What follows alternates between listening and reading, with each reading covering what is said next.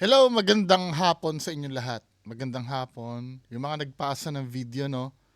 Si Sir Mako Mako, ah, si Sir Mitsu Gomez, si Kurz Juan. Sino pa ba? Tapos yung Arabic ang name, sorry, hindi ko po mabasa. Si Sir Bayawak Bayawak. Yun yung mga nagpasa sa akin ng video ngayon eh. So, iisa-isay natin reakan, ano. Unahin ko na to. Itong ah, karamihan pinasa nyo.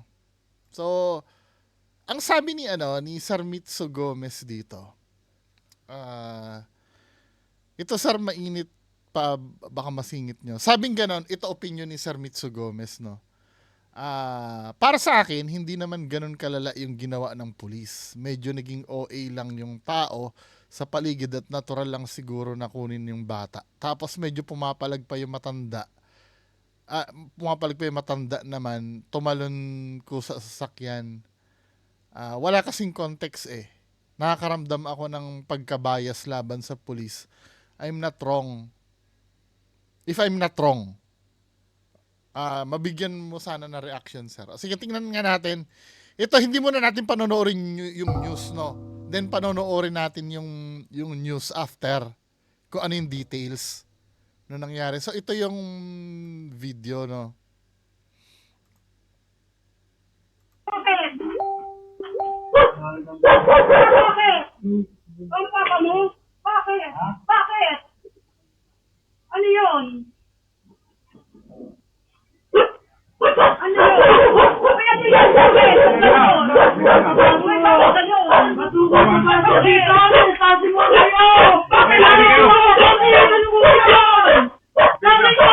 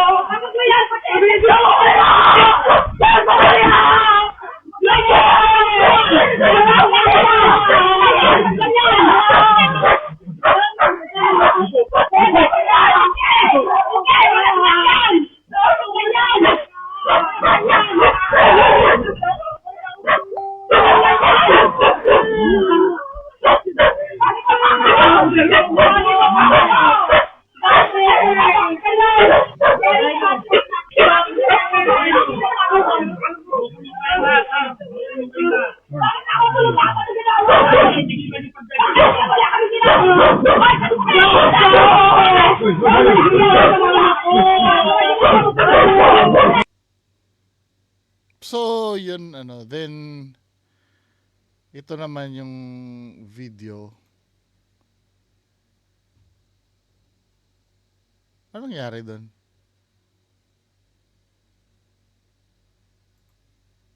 Wait lang ha. Bad trip.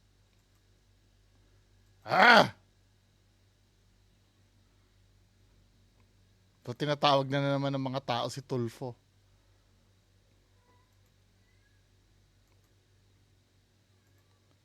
Play ko lang to. Ano ba nangyari dito?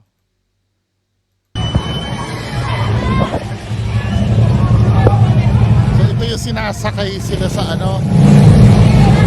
hindi nakahiga.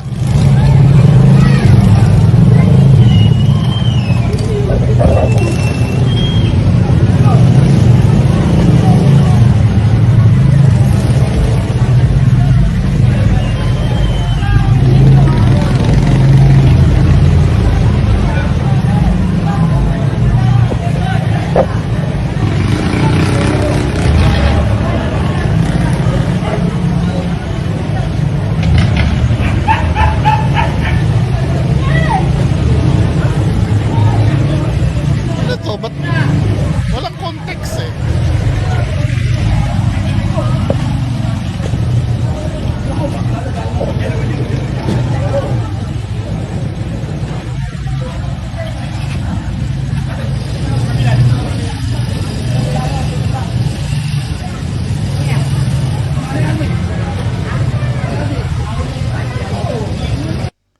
Walang context eh. Tapos ito, Ito yung tumalon. So, tumalon si nanay dun sa mobile. Loyal talaga aso, no? Pati yung aso kasama din dun sa ano. Sumama din yung aso dun sa amo niya, no? Diyan ako natutuwa sa mga hayop eh.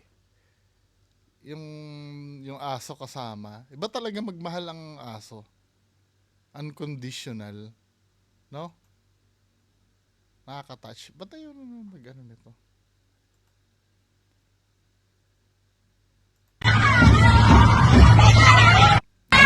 So ito nakita, no? Yung sinasabing OA, well, pananaw ni Sir yun. Sa akin kasi, no, feeling ko, kung papanoorin mo yung umpisa na itong pag-aresto, sa una pa lang kasi parang, kasi nasa pag-handle din ng pulis yan eh. Kung paano magiging kalmado yung hinuhuli eh. Meron nga may hinuhuli,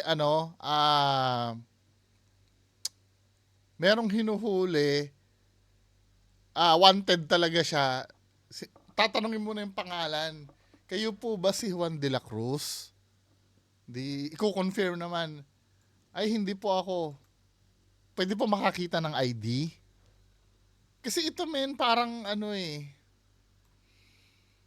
hindi na handle ng maayos eh. Bakit? Bakit? Ano papa mo? Bakit? Bakit? Ano yun? Ano yun? Kaya ito yan, bakit? May bakit ganun? Dito, sabi mo kayo! Bakit ano yun? Bakit ano mo yun? Sabi ko! Parang amateur yung pulis kasi mag ano eh. Alam ko kaya nila yan na ano, hindi ko lang masabi kung ano yung dapat gawin kasi hindi naman ako pulis. Pero meron ako nakikitang pag-aresto na hindi ganito ka-messy. Hindi siya ganito kagulo.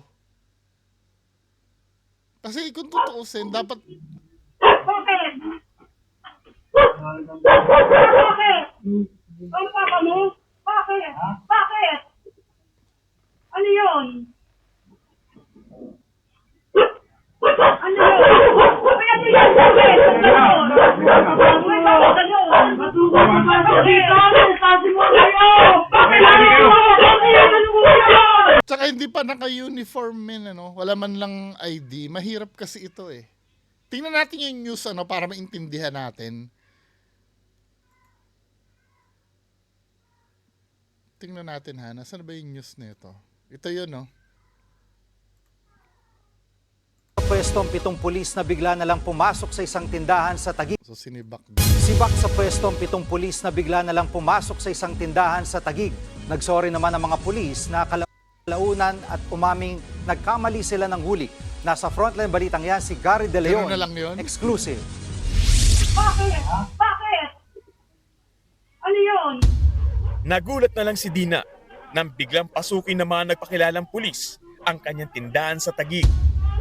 Pati ang 14 anyos niyang anak na lalaki, sinita ng mga pulis. Habang pinabasa naman kay Dina ang papel na umano'y arrest warrant. Inagaw pa ng mga pulis ang kanilang cellphone. At pilit silang pinalalabas para isakay sa mobil.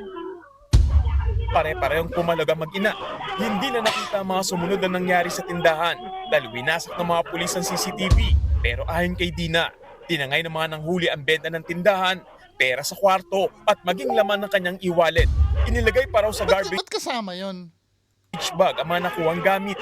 Kwento ni Dina, pumalag sila dahil walang nakasaad na impormasyon sa ipinakitang arrest warrant. Basta may warrant ka. As ko titingnan ko. Eh kung bakit ganyan ang warrant nyo, walang pirma ng judge. 3 poses daw ang inilagay ng mga pulis kay Dina. Saka siya kinaladkad papunta sa police mobile. Hysterical na po ako. Talagang pilit nila ako pinoposasan, ganun, ganyan. Tapos, nung nakita nila may CCTV, Kinuha nila lahat. Yun din ang tanong ko eh. Bakit kailangan, kung tama yung ginagawa nyo, bakit kailangan ano hindi yung CCTV? Kung tama yung pag-aresto nila, let's say tama yung pag-aresto nila, bakit gagalawin yung CCTV? Ganon, ganyan. Tapos, nung nakita nila may CCTV, Oo nga, kinuha no? nila lahat. Pumayag ang mag-ina na sumakay ng police mobile na magkasundo sila na pumunta sa barangay at doon magharap. Pati ang anak na babae ni Dina, sumama rin. Pero pagsakay nila, biglang matulin na pinatakbo ang police mobile. Sa isang video, makikitang tumalon si Dina at tumakbo sa loob ng barangay hall. Aba, nakita ko nilagpas na Nilampasan, ako sa ano? barangay. Hindi totoong barangay. Didiretso ako. Kung didiretso akong tupatay, hindi wala makakalapit na pamilya sa akin. Tumalon po ako, buong loob ko tumalon ako. Tumalon din mula sa mobil ang babaeng anak ni Dina at tumama ang ulo sa semento. To the rescue ang barangay at dinala sila sa ospital. Sa loob ng barangay, dito raw naramdaman ni alias Dina na siya ay ligtas na. Lumapit daw ang mga pulis sa kanya at humingi ng sorry at sinabing nagkamali lang sila sa kanilang operasyon. Isinoli Ganun na lang yun? Fuck! Ganun na lang yun? ng mga gamit pero ang kanyang pera ay hindi na naibalik. Humihingi ng proteksyon kay PNP Chief Romel Marvil ang pamilya ni Dina dahil natatakot daw sila na balikan sila ng mga pulis. Nagsasagawa na ng mabusising investigasyon ng National Capital Regional Police Office o NCRPO. Sinibak at dinisarmahan na rin ang 7 pulis. Pinagpapaliwanag din ang commander ng Substation 5 sa Taguig.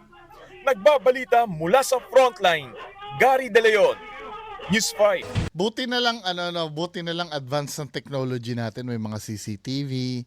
Tapos may mga human CCTV pa na nagvi-video, no?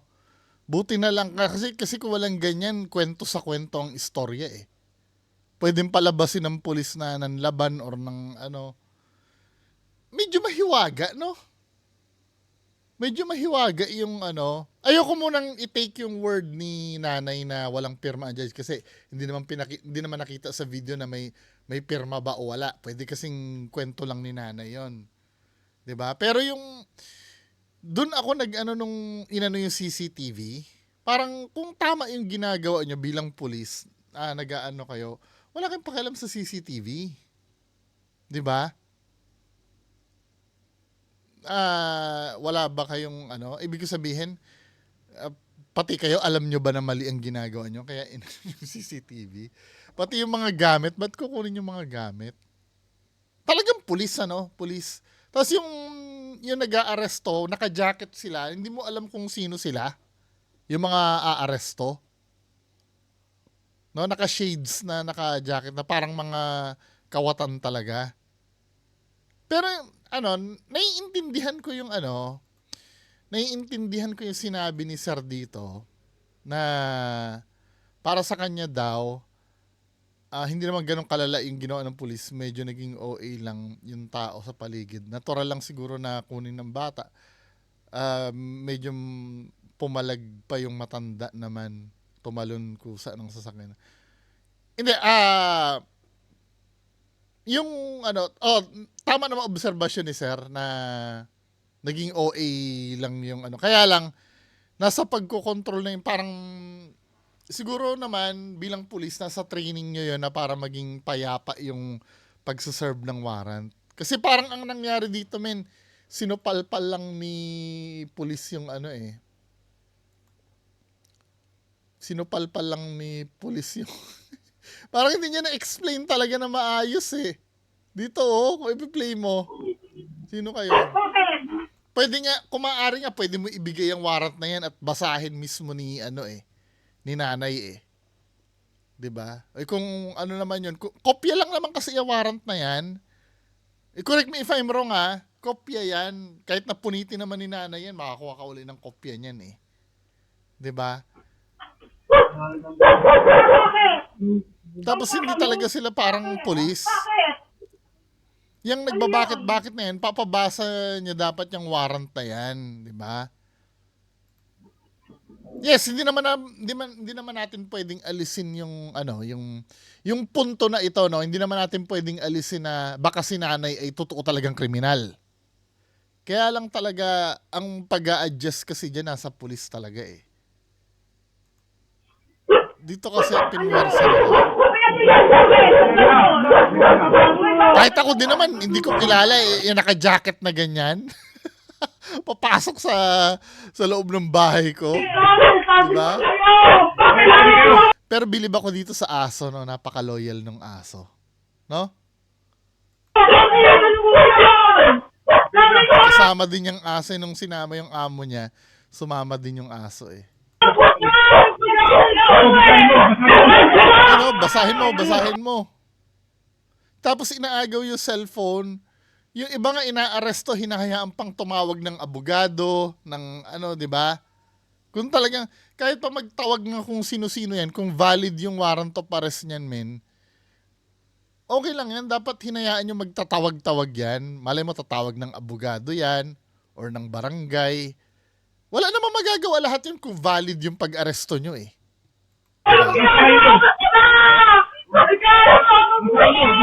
O, basahin mo. Ba't tayo mo ibigay yung yung kopya?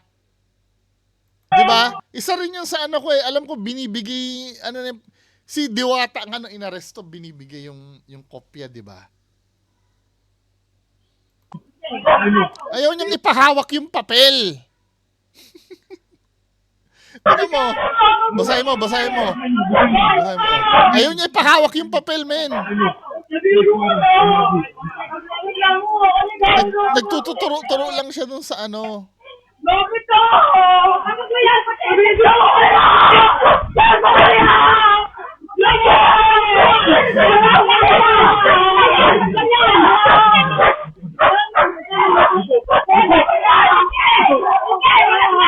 Wala magawa si Doggy eh. Ayun, dalawa na yung aso.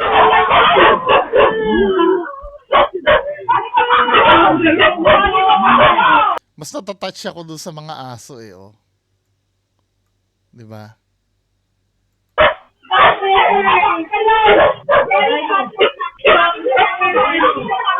Ito naman na nakikita ko dito. Baka mamaya naman kasi sa pagre-resist nyo niyan, baka barilin kayo dyan, ano? Kung talagang mga kawatan talaga tong mga to. Tapos ito pa, nanguha pa daw ng gamit, men eh. Diba? Nanguha pa ng gamit, tapos... Pero wala naman sa CCTV na nilagay sa garbage bag yung mga gamit.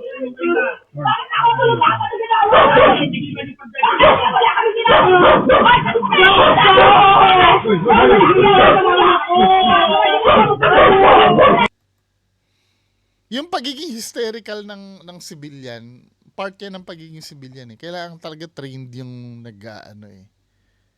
Para sa akin hindi, depende sa opinion nyo. Pero para sa akin, medyo may pagmamalabis doon sa pulis eh. For me, no? Ano rin naman sa balita eh. Ano ba nangyayari dyan? Kailangan, ko nga to, susundan ko nga tong issue na to. Diba? Next video tayo. Gusto ko malaman yung yung opinion nyo tungkol dito, no?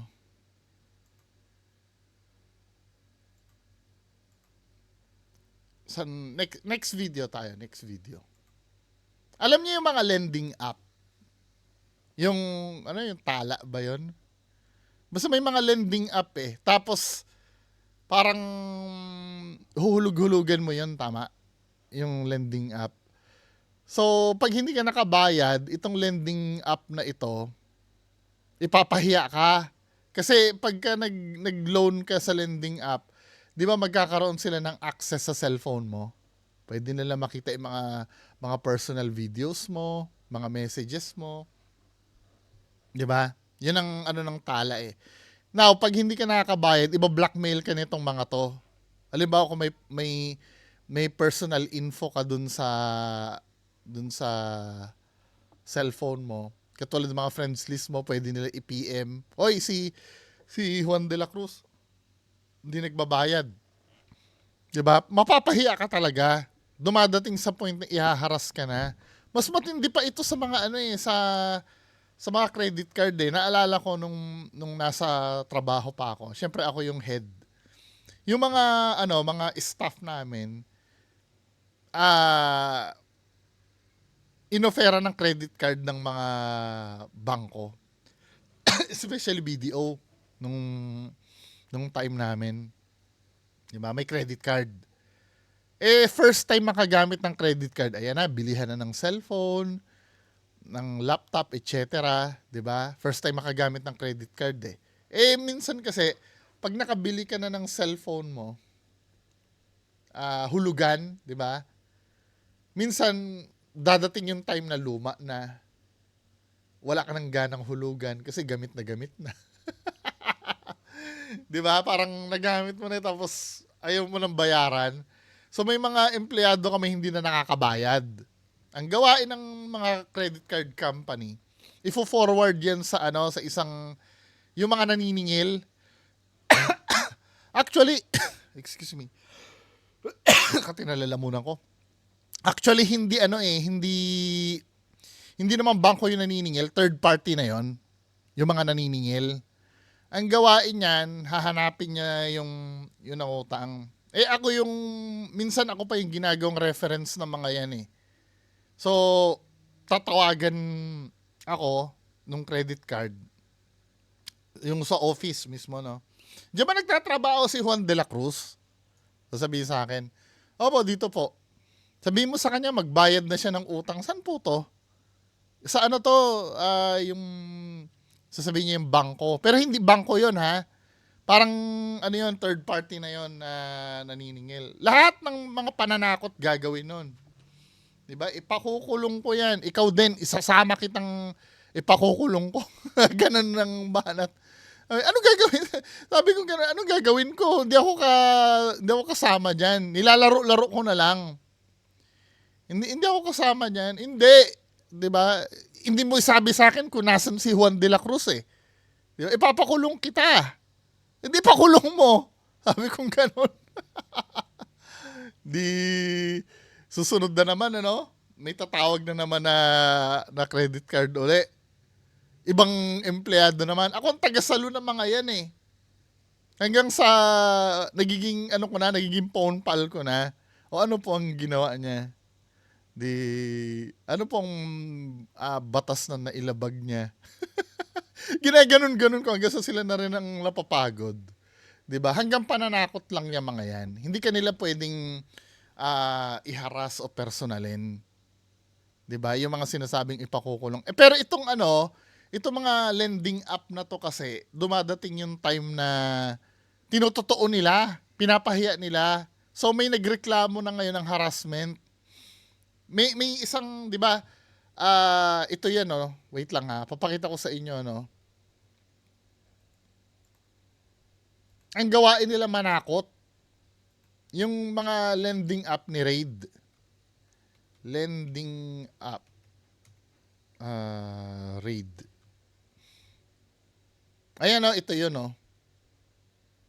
Kasi namamahiya na sila Nakaabang ang mga magulang ng mga... Wait. Hindi ito. Ito yun, yung 140 na empleyado. Ililipat sa pasilidad ng Bureau of Jail Management and Penology ang 114 na empleyado ng online lending application na naaresto sa Makati City nitong January 31. Sa ngayon, nasa detention facility sila. So, bakit sila inaresto?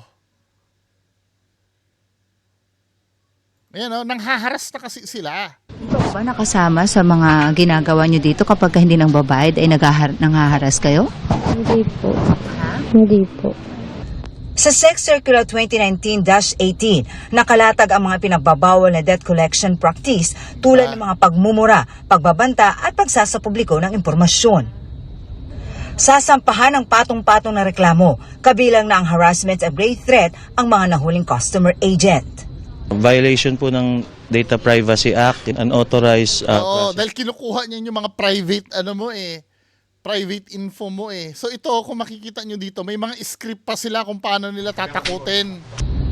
Nakita sa kanilang mga desktop ang mga impormasyon ng mga may loans sa kanila. Meron din telescript na ginagamit nila sa pang-inganyo para umutang at para sa mga paniningil ng utang. Walang So anong nakalagay? Anong script na nakalagay doon sa isa? para umutang at para Hello po ma'am sir, nandito po kasi yung mga details nyo at may selfie pa po kayo. Kaya paano nyo po masabi na wala po kayong utang dito kay company? Pakibayaran na lang po itong balance nyo ma'am sir para ma-close account na po ito. 'Di ba? Yun yung mga ano, pero mild sa pa mga lang yan. paningin ng utang. Mild pa lang yan, may mga ano yan. So, ni-raid sila ano? Ni-raid sila ng NBI. 'Di ba? Para matigil na yung swerte yung mga nangutang ano, mapapakulong nila yung mga Tapos ito na ngayon ang problema. Ito na naging problem. So panoorin naman natin itong isang to. Nakaabang ang mga magulang ng mga naarestong empleyado ng isang online lending firm sa labas ng detention facility. Yung mga agent na ano na naniningil, 'di ba nakulong sila? Ito naman yung problema. Nakulong sila dahil actually hindi ko pwedeng sisihin itong mga agent na to eh. Ito tinuruan lang kasi sila ng ano ng mga managers nila or nung may-ari mismo nung app kung paano maniningil. 'Di ba? Dahil tinuruan sila, dapat cargo ng ano 'yan, cargo ito ng kumpanya nila. Pero ito yung nangyari, men, no? Nakakaawa din. Nakaabang ang mga magulang ng mga naarestong empleyado ng isang online lending firm sa labas ng detention facility ng Presidential Anti-Organized Crime Commission sa Pasay kaninang umaga. Problemado sila dahil tumangging bayaran ng kumpanya ang buong 250,000 pesos na piyansa ng bawat Aray, 250,000? Bawat isa? Piyansa pa lang yun, men, ha? Ibig sabihin, tatakbo pa yung kaso nyo. Depende pa sa magiging hatol nyo yun. isang empleyado. Kung hindi makapagpiyansa, ililipat na ng kulungan ng mga naaresto. Hindi na ako makatulog sa narinig ko sa anak ko kagabi. Ako, pagka nailipat ng BJMP yan, nandun na yung mga kriminal, makakasama na nila. Sa BJMP, yung matutulog ka, alam mo ba yung sitwasyon sa BJMP? Kaya minsan ingat-ingat din sa kinukuhang trabaho eh. BJMP,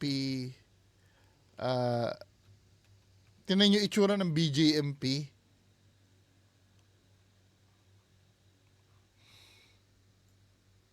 Yung crowded na kulungan, hindi pa ito Muntinlupa ha. Ayan oh, yung itsura ng... The Bureau of Jail Management and Penology stress of inmates. This report. The number of inmates in the country continues Para to kayong mga rise, sardinas resulting dyan, to men. overcrowding in the cells. Saan ba yung mga sitwasyon ng ano ng mga preso? I hope you get my point ano. Yung congestion ng just imagine doon kayo ililipat, nagtatrabaho lang kayo sa pamilya nyo. The BJMP, Bureau of Jail Management and Papakita ba dito? December last year, it has gone down to Ayan oh, para kayo mga 578%. sardinas dyan, men. Yun ang kinatatakutan ng mga ng mga empleyado na hindi makakapagpiyansa. 'Di ba? Takot sa mangyayari dahil ang anak ko tumawag kagabi, umiiyak, lalaki yun, mama, tulungan mo ako. Kasi ililipat kami bukas bago mananghalian daw. Ngayon, dinalaw ko kanina, umiiyak na naman. Naghain ng kanilang mga abogado ng mosyon na ibaba sa kalahati ang piyansang 250,000 pesos pero binasura ito ng korte. Kaya't pinapasalo na umano sa pamilya ang kulang kung gustong makalaya ang kanilang anak. So kalahati lang yung sasagutin ng kumpanya. May 100,000 pa sila na bubunuin. Ang motion ay babaan yon. Hindi ho pinayagan ng korte yon. Sa isang raid noong January 31, naaresto ng PAOK at NBI ang 140 na empleyado matapos ireklamo ang online lending company ng pananakot umano sa mga kliyenteng hindi agad nakakabayad ng utang. Nasa may 100 miyembro ng pamilya ng mga naaresto ng NBI at PAOK mula sa isang online lending firm ang nandito ngayon sa labas ng PAOK facility dito sa Pasay. Karamihan sa kanila ay nangangamba sa magiging estado ng kanilang kaanak. Nag-aalala pa rin ang mga magulang dahil ngayong Martes dapat sana makakalabas sa mga naaresto. Hindi kayo mga kriminal. Ang daming kriminal na naglipanan sa lansa. Kaya ang problem kasi, ma'am, 'di ba? Yan na naman tayo eh, 'di ba? Pag may katulad din sa pagdedebunk ko din ano. ang ugali natin mga Pinoy, magtuturo ng iba na ang pinag-uusapan kasi dito, nagkaroon ba ng paglabag sa batas? Nagkaroon. Huwag na tayo magturo ng iba. For example, kasi ganito ang nangyayari kadalasan. No jaywalking dyan, kasama ko si Pedro at si Juan. Tumawid kami. Si Pedro at Juan, nakatakas, ako yung nahuli. Tapos magtuturo ako, hindi, si Pedro at si Juan, hulihin nyo din. Ang dami ding ginaywalk nun, di ba? Pero in reality, ang magiging problem nyo kasi, yung sarili nyo lang. 'Di ba? Ang unang tanong doon, nagkaroon ba ng paglabag sa batas? Yung ginawa ko. Nag-jaywalk ka ba, bungo? Opo. O edi kukulong ka. Hindi kasi nakakatulong 'yun. Maraming diyan krimen. Diyan na pag nagdi-debunk din ako, i-debunk mo din yung mga gobyerno, yung mga Di ba wala tayong pakialam doon? May pinag-uusapan tayong kaya lang siyempre, nakakaawa din, hindi nila alam yung gagawin kasi nila.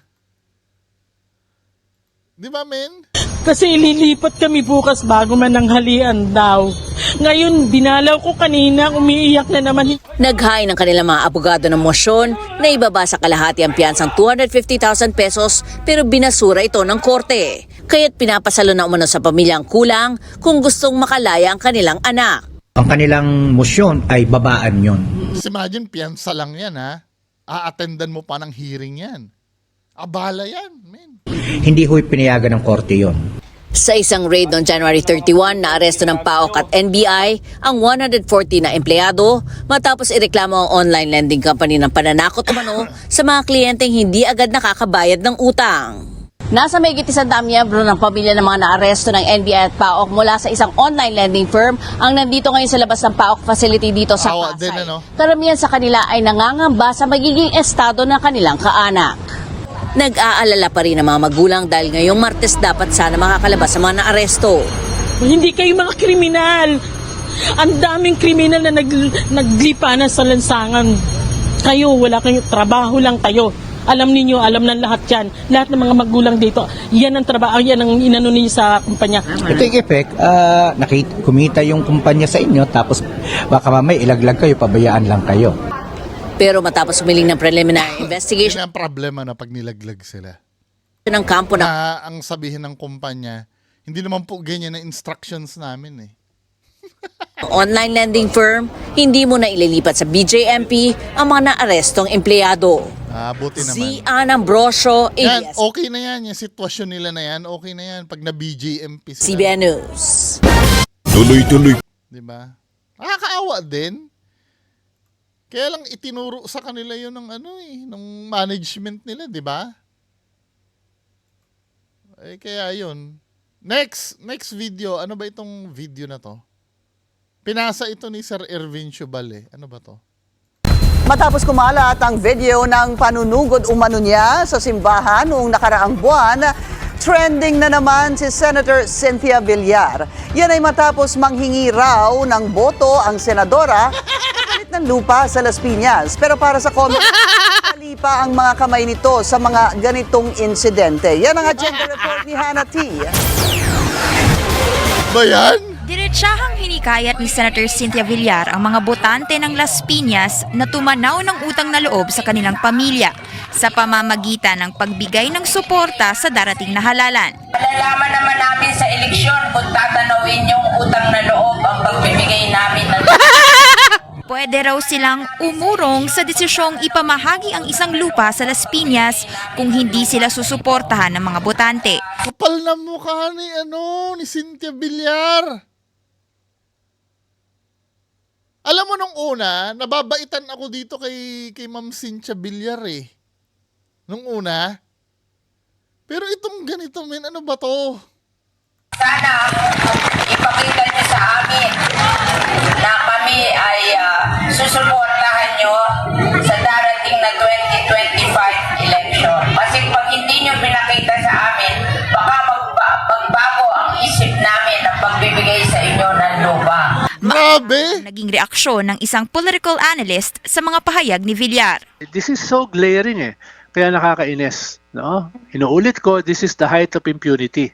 Kahit ako na iniinis din ako sa ganun. Yung parang inaano mo yung mga tao. Eh, di ba, karapatan natin lahat yan eh. Yung bumoto eh. Kaya nga pinapaboto mo yung tao, meaning, kailangan sariling desisyon nila yon. Wala tayong pakialam doon kung iboto nila ay si Sara Duterte, si Bongbong, si Leni Robredo, di ba? Yan din minsan ang nakikita ko sa ito magsasalita ako ng politics pero hindi naman masyadong technical. Basic lang naman. Yung hindi ko rin naiintindihan yung ganito ano. I'm so sorry po, baka mamaya may magalit. Yung diskarte ng Dilawan dati. Ako I have nothing against Leni Robredo. Qualified naman siya na manalo.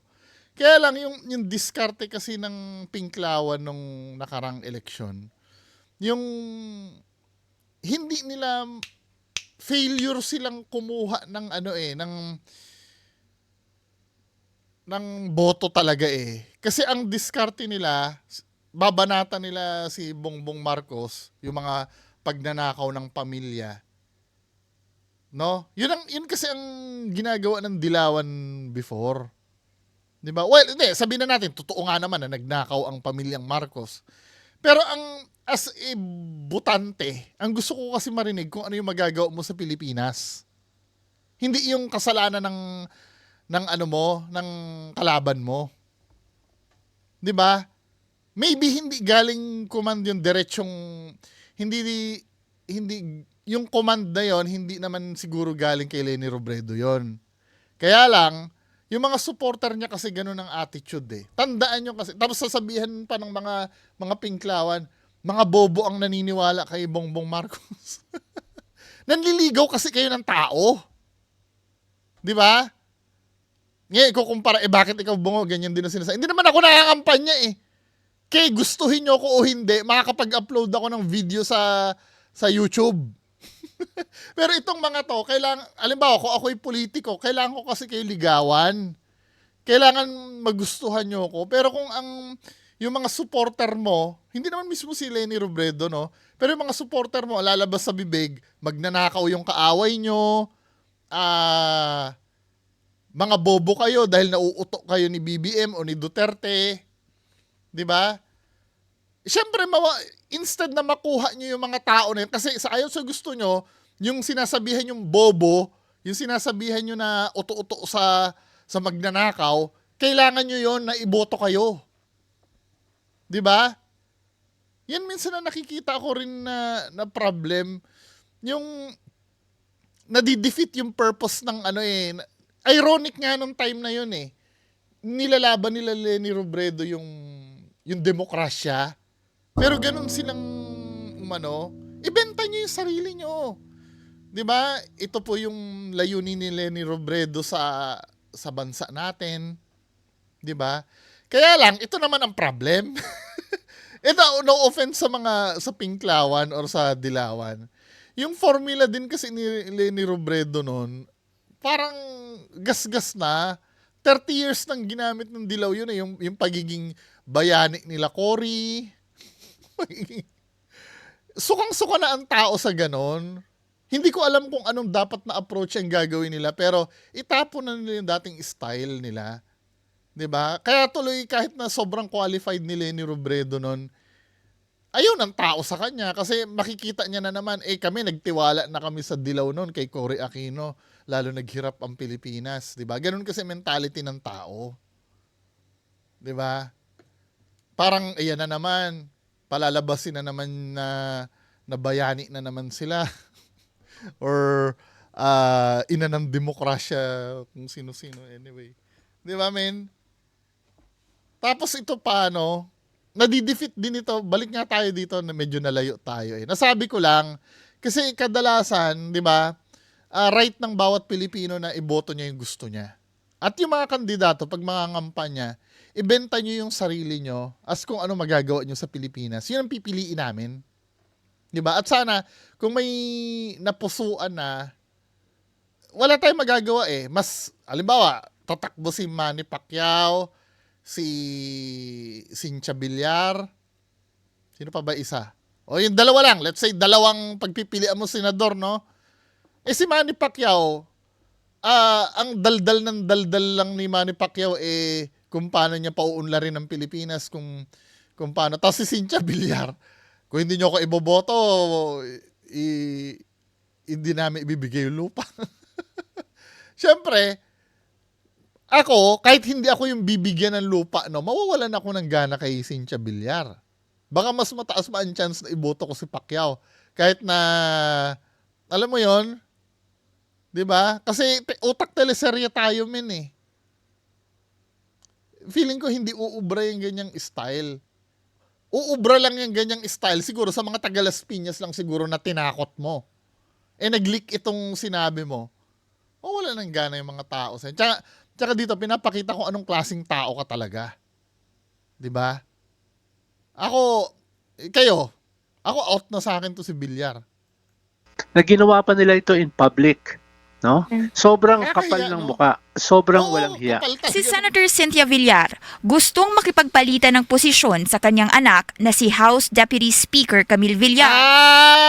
Magiging ano naman siya ngayon. Kaya pala taga Las Piñas yung inano niya. Susunod na taon, si incumbent Las Piñas Vice Mayor April Aguilar naman nagkasundo sa kanyang inang si incumbent Las Piñas Mayor Imelda Aguilar para magpalitan din ng posisyon sa 2025. Hiwalay ngayon ang Aguilar at Villar camps matapos magpalit ng partido ni na April at Imelda patungo sa NPC mula sa Nationalista Party na pinamumunuan ni dating Senador Manny Villar. Sinusuportahan ng mga Aguilar si Councilor Mark Anthony Santos, ang kalaban ng pamilya Villar sa darating na halalan. Sinabi ng Las Piñas City Assessor's Office sa Bilyonaryo News Channel na hindi isa ang senadora sa mga may-ari ng sitio kung saan siya nag-speech sa viral video. Ito ang sitio Pugadlawin. Kung mapapansin natin, tabi-tabi yung mga bahay at ayon sa barangay staff Ano yung issue ni Villar sa simbahan? Tingnan nga natin yun. hati daw ito sa 5 zones at bago pa man nagbitiw ng mga ganoong salita si Senator Cynthia Villar, matagal na raw issue sa mga residente ang lupa dito sa Las Piñas. Hati ang sentimiento ng mga residente, pero ang ilang mga nakausap ng BNC, kilala na raw ang serbisyo ng mga Villar. Maganda siya lakad dito. Pa rin, among bubutuhan nga siya. Sila pagbubutuhan. Bakit? Kay kilala. Si Merly Ang lupit ng ang lupit ng qualification ni tatay. Siya na iboboto ko. Bakit? Kilala. Pilipinas! Ano ba? Diyos ko! Mga kababayan natin, iboboto. Bakit? Kilala. Hihinayang sa matagal ng pagtanggap ng pangako ng mga Villar. Hanggang ngayon, nagkaroon na kami ng anak, nagkaroon na ng apo, ganun pa rin kami. Ayon naman sa Commission on Elections, walang batas na nilalabag ang mga pahayag ni Villar. Pero ibang usapin na raw kung mangyayari ito sa mismong campaign season dahil pwede itong ikonsidera bilang vote buying. Tayo ay magiging very strict kapag... Pero wait lang. Anong kinalaman nun sa... Ito siyempre, hindi ko naman pwedeng kontrahin ito. Technicalities kasi ang iniisip nito eh. 'Di ba? Pero pasok sa campaign period vote buying pa rin yun eh. Kasi yung thought nun, aandar pa rin sa utak ng tao yun kahit campaign period na. Napaka-weird lang 'di ba? Masok ang 70 araw sa national position bago ang eleksyon at 45 araw sa local position naman bago ang halalan. Dagdag pa ni COMELEC Chairman George Garcia, Sa ating mga kababayan, nasa sa inyo naman po ang mandato at magsasabi kung kayo ay maniniwala at number 2 kung inyo pong ang tawag natin dyan ay kakagatin yung mga ganong klaseng mga pangako ng mga politiko at mga kandidato. Sinubukan ng Bilyonaryo News Channel na humingi ng pahayag mula kay Villar at ayon sa kampo nito, ayaw na nilang palakihin pa ang issue. Para sa agenda, Bilyonaryo News Channel. Yung sa simbahan, interesado ako doon doon sa simbahan. Cynthia viral video.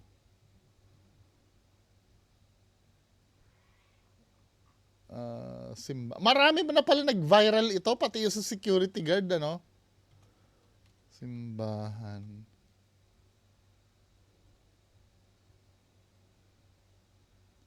Aha.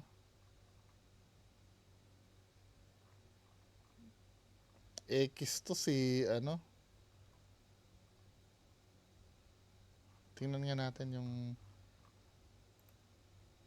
Samantala, itinanggi ni Senator Cynthia Villar na ang panunugod na kanyang ginawa sa nag-viral na video sa loob ng simbahan.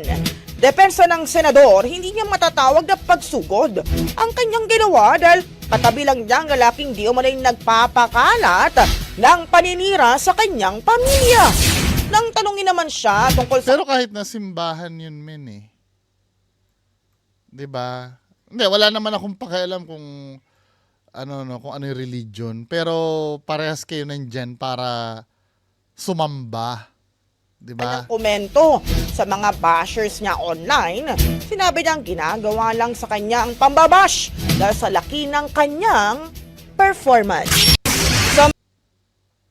Bahala kayo diyan kay kay Villar. 'Di ba? Ay, ako, Diyos ko. Manny Villar. Ay, Cynthia Villar. Ano pa ba ang video na nandito? O ano to? Di ba, anuhin na natin itong mga request sa akin. Kailangan. Kailangan.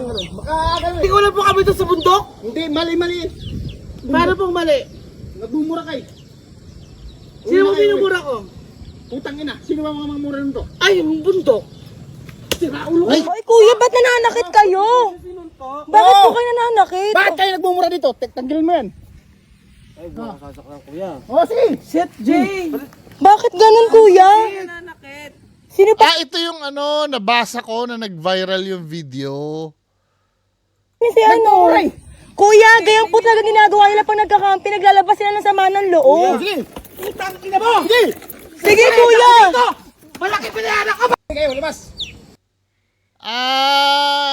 Medyo ignorante yung Hindi ganito, may mga kasi, may mga, 'di ba, yung pumupunta sa bundok tapos nilalabas yung sama ng loob. Ay, putang ina. Alam mo, kaaway ko si sino bang meron dyan sa baba? Let's say, halimbawa, si Rumble tayo ng pwede kong anuhin. Si Sir Gary Ghostbuster, halimbawa. Nabasa ko yung pangalan eh. Let's say, halimbawa, nasa minsan ganyan eh. Totoo yan, meron talagang nasa bundok na yung sumisigaw ng mura. Putang ina mo, Gary Ghostbuster! Tinulungan mong mameki sila, Donski. Parang, ilalabas mo yung frustrations mo. O halimbawa, yung boyfriend mo na binrake mo, na masama ang loob mo.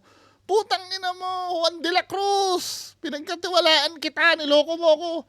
May mga ganun talaga. Medyo ignorante lang talaga yung... don't know, no? Hindi, kayo ano opinion nyo dito? Hindi, let's say nakakabastos si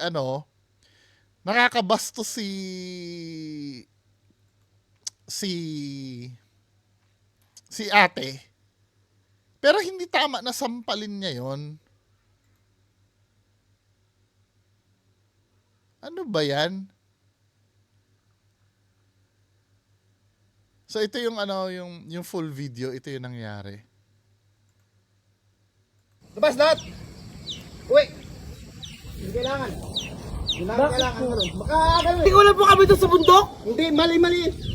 Paano pong mali? Nagmumura kayo. Sino mo binumura ko? Putang ina. Sino ba mga mamura nito? Ay, yung bundok. Ay, kuya, ba't nananakit kayo? May may explanation dito yung yung ano ba yan?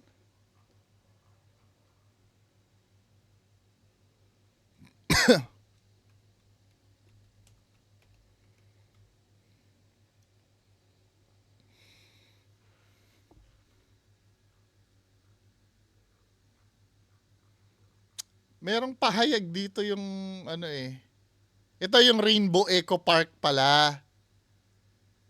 Hindi, Hindi, let's say, bawal sa policy nila yon, no? Di ba? Wala lang offensive. Medyo na ano lang si Manong siguro. Pero wala namang offensive na sinabi eh. Nag-i-explain siya. Sino minura mo? Yung bundok. Di ba? Tapos ito yung official statement nila, oh. Kami po ay humihingi ng pangunawa, paumanhin sa nangyaring insidente kasangkot ang isang aming staff. Staff lang pala siya dun eh. 'Di ba? At guest sa kasalukuyan ay nakakulong po ang staff na nabanggit at under investigation ang nangyaring insidente. Humihingi kami ng pangunawa sapagkat yung nagawa po ng isang staff ay hindi po nangangahulugang magagawa na din lahat ng staff ng campsite. Ang pangunawa pong hinihingi namin ay para sa iba pang staff. Oo nga naman, 'di ba? Baka mamaya ibang staff madamay na rin. Pero hindi mo maaalis 'yun eh. 'Di ba? Kaya ito wait lang, tapusin muna natin. Na maayos pong nagtatrabaho at nabubuhay sa campsite na to. Makakaasa po kayo na ito ay pag-uukulan ng atensyon at hindi na hahayaan pang mangyaring uli. Nag-take responsibility naman sila. Pero hindi mo pwedeng sisihin din yung pagbabiral ng video kung mawawala ng gana dyan sa inyo at mawala ng trabaho yung mga staff nyo dyan sa Tanay Rizal. 'Di ba?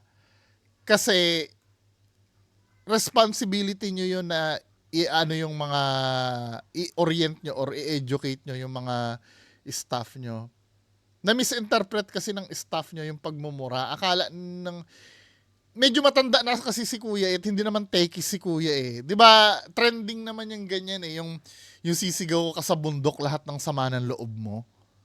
'Di ba? Tapos biglang may e-epal doon na ano. Siguro iba 'yun sa culture ni Kuya, no? Kaya lang ang bottom line doon kung kay sino man ang mali doon, dapat hindi nanakit. 'Yun lang naman. 'Di ba? Anyway, mga kababayan ko, so yan lang po muna no kung ano yung naabutan natin na reakan. Maraming salamat po sa inyong lahat. Magandang hapon. Halos mag-1 oras din pala ako. Bye-bye.